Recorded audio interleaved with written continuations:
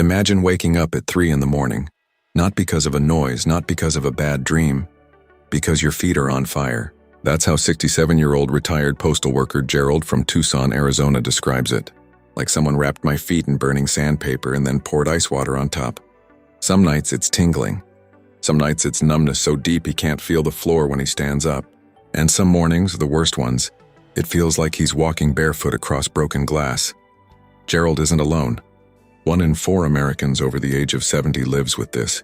It has a name: peripheral neuropathy. And most people who have it are told the same thing by the same people in the same exam rooms. Here's a prescription. Manage your expectations. This is just part of getting older. But what if that's wrong? What if the real answer, the one backed by actual microscopic evidence, isn't in a pill bottle at all? In 2015, a group of researchers did something remarkable. They took skin biopsies from neuropathy patients before and after a structured exercise program. And when they looked at those samples under a microscope, they saw something that stunned them. The nerve fibers were growing back, not felt a little better, not reported less discomfort. Actual, measurable, visible new nerve endings regrowing in living tissue. Today I'm going to show you the 6 exercises that triggered that regrowth. All at home. All you need is a chair and 15 minutes a day. Let's go. Part 1. What is actually happening inside your nerves? Before we get to the exercises, you need to understand what you're actually dealing with. Because once you see it clearly, the solution makes complete sense. Think of your peripheral nerves like the electrical wiring in an old house. You've got cables running from your spinal cord and the main breaker panel, all the way down to your feet and toes. These cables carry signals in both directions: pain, temperature, pressure, and most critically, the sense of where your body is in space. When those cables are healthy, the signal is clean, crystal clear. Your brain knows exactly where your feet are at every moment. But when those cables get damaged, the signal gets scrambled. Your brain receives static instead of information, noise instead of sensation. And that scrambled signal is where the burning, the tingling, and the numbness come from. Now, what damages the cables? The number 1 cause is diabetes. It's responsible for roughly 40% of all neuropathy cases. High blood sugar literally glues nerve proteins together through a process called glycation. Imagine your nerve fibers slowly getting coated in sticky syrup until they can barely function. But diabetes isn't the only culprit. Alcohol directly poisons nerve tissue and blocks absorption of the vitamins nerves need to survive.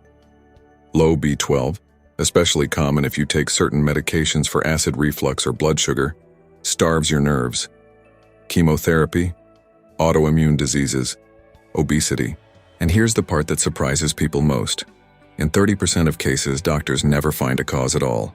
So you're dealing with damaged wiring, mysterious causes, and a medical system that often reaches for medication before movement. But the research is pointing somewhere else entirely. Part 2. What about supplements? Real quick, because people always ask. Alpha-lipoic acid is the one with the strongest clinical evidence.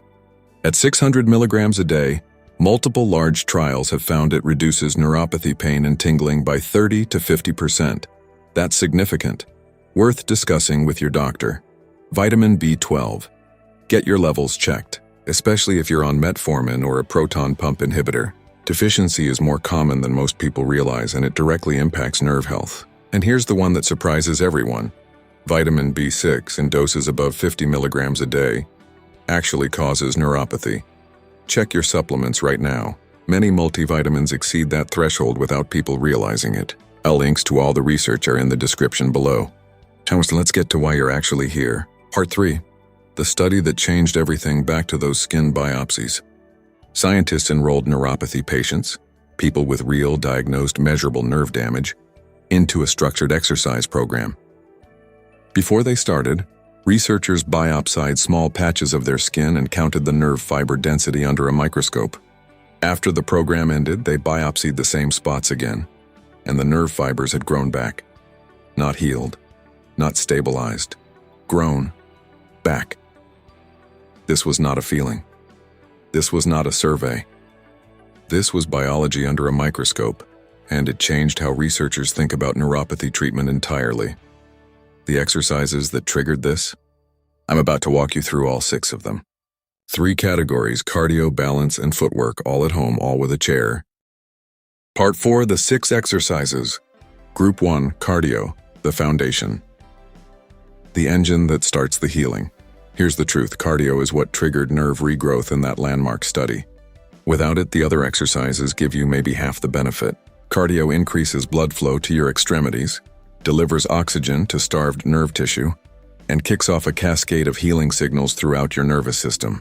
The goal is 150 minutes a week, walking, a stationary bike, swimming, whatever works for your body. But for days when the weather's bad, your balance feels off, or you just can't get outside, here's one you can do right from your living room. Seated march. Sit in a sturdy chair. Back straight, don't lean into the backrest. Begin lifting your knees one at a time like you're marching in place. Add your arms. Opposite arm swings forward with each knee lift. Your breathing should pick up slightly, but you can still hold a conversation. Start with 3 minutes. Add 1 minute every few days. Work toward 10 to 15 minutes per session, twice a day. That's 20 to 30 minutes of cardio daily, and your fall risk, 0. Group 2, balance your insurance policy against a broken hip.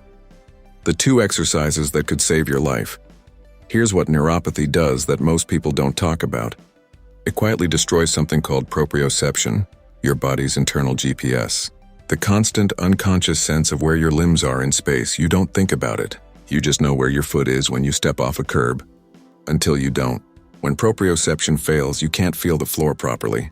Your brain doesn't get enough real-time data to correct your balance in time. And the result, for someone over 60, can be catastrophic. A fall, a fracture, surgery, months of lost independence.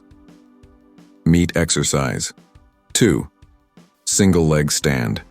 Stand behind a sturdy chair, both hands on the back. Shift your weight onto your right foot. Lift your left foot just slightly, barely an inch off the floor. Hold. The goal is 30 seconds on each side. But if you can only manage 5 seconds right now, that is your starting point. Honor it, 3 rounds each side. When 30 seconds gets comfortable, take one hand off the chair, then both. And when that feels solid, close your eyes. That's where the real work happens. Without vision, you remove your brain's most powerful compensation tool. Your nervous system is forced to rely on exactly those damaged pathways, and they start firing harder, fighting to stabilize you. You are literally making weak nerve pathways lift weight. It's hard, but they get stronger. Most people notice a real difference within 2 weeks of daily practice. Exercise 3, heel-to-toe rocks. Stand feet shoulder-width apart, one hand on the chair. Slowly shift your weight back onto your heels. Toes lift just slightly. Hold a second. Then smoothly roll forward onto your toes. Heels lift off the floor. Hold, and back again. 15 repetitions. 2 sets. Slow and controlled. Every single rock sends a signal from your feet to your brain. I'm here, I can feel the floor, I'm in control. This one exercise does 3 things simultaneously. Trains balance, strengthens the calves, and stimulates sensory receptors in the soles of your feet. 3 for the price of 1. Group 3. Footwork. Waking the nerves that went quiet. Exercises that talk directly to your nerve endings. With neuropathy, the small muscles in your feet begin to waste away silently. The motor nerves stop sending signals to them. They forget they exist. The next 3 exercises are designed to wake them back up. Exercise 4. Calf raises at the chair. Stand holding the back of the chair. Slowly rise up onto your toes. Count 1, 2 at the top. Then slowly lower back down. Count 1, 2 at the bottom. Don't drop your heels. Lower them with control. 12 repetitions. 2 sets. 30 seconds rest between. Why does this specifically help neuropathy? 2 reasons. First, your calf muscles act like a pump, pushing blood up through your veins and pulling fresh, oxygenated blood back down to your feet. More circulation means more nutrients reaching your damaged nerves. Second, every rise and lower sends a proprioceptive signal traveling the entire nerve highway from the sole of your foot to your brain. You're training the whole pathway, sole to skull. When 12 reps feel easy, try it on one leg. Big jump in difficulty, don't rush it. Exercise 5, towel scrunches. Sit in your chair. Lay a thin towel flat on the floor in front of you. Place your bare foot on the edge of it. Now, using only your toes, scrunch the towel toward you. Spread, grab, squeeze, pull, spread, grab, squeeze, pull. 10 times per foot, 2 sets. The first time you try this, your toes may feel like they're not listening, like they've forgotten the instructions. That feeling and that disconnect is exactly the point. You are reactivating nerve muscle pathways that haven't been used in months or years. Every session, the signal gets a little cleaner. Your brain is literally relearning how to speak to these muscles through whatever nerve fibers are still working. Ready for the advanced version?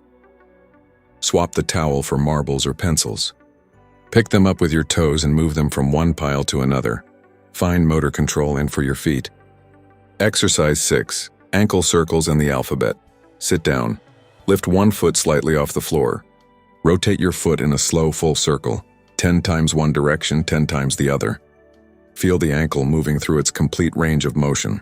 Then, the fun part. With the tip of your big toe, write the alphabet in the air. A, B, C. Take your time. Each letter traces a different path, activating different muscles throughout your lower leg and foot from a completely different angle. By the time you reach Z, you've just given your foot and ankle a full workout in disguise. Part 5. Your daily routine. Here's how you put it all together. 15 minutes every day, 3 parts. Part 1. Warm-up, 5-10 min. Seated march. This is your cardio base. Breathing picks up, blood moves, nerves start receiving oxygen. Part 2. Balance, 3-4 min. Single leg stand, 30 seconds each side, 3 rounds. Heel to toe rocks, 15 reps, 2 sets. Part 3. Feet, 4 to 5 min. Calf raises, 12 reps, 2 sets. Towel scrunches, 10 per foot. Ankle circles and alphabet, 10 each way per foot. And whenever the weather cooperates, take a walk outside.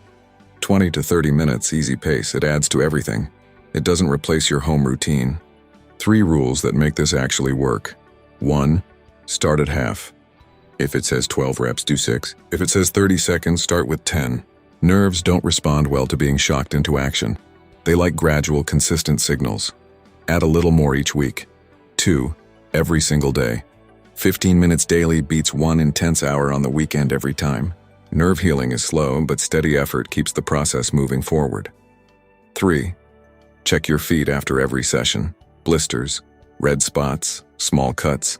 When you can't feel pain, damage can happen without any warning. 1 minute of looking keeps you safe. Remember Gerald from Tucson? 6 weeks after starting this routine, the 3 a.m. burning started fading. Not gone, but quieter. 8 weeks in, he walked to his mailbox without holding the wall. 3 months in, he was doing his calf raises on one leg and writing the whole alphabet twice through. I didn't believe a chair and a towel could do anything, he told his daughter. I was wrong. The science is not ambiguous on this. Nerves can regrow. We have the microscope images to prove it. This isn't hope. This isn't wishful thinking. This is biology doing what biology does when you give it the right signals. A chair. 15 minutes. Every day. That is the plan. On top of it, get your B12 and blood sugar checked. Ask your doctor about alpha-lipoic acid. Eat more fish and leafy greens. Cut the sugar and trans fats. And please, talk to your doctor before starting, especially if you have foot ulcers, severe numbness, or serious balance issues. Neuropathy is not a life sentence. It's a challenge. And now you have a plan. If this video helped you, hit like. It helps other people who are quietly suffering find this information. Subscribe for more breakdowns like this every week. And drop a comment below. Which of the 6 exercises are you starting with? I read every single one.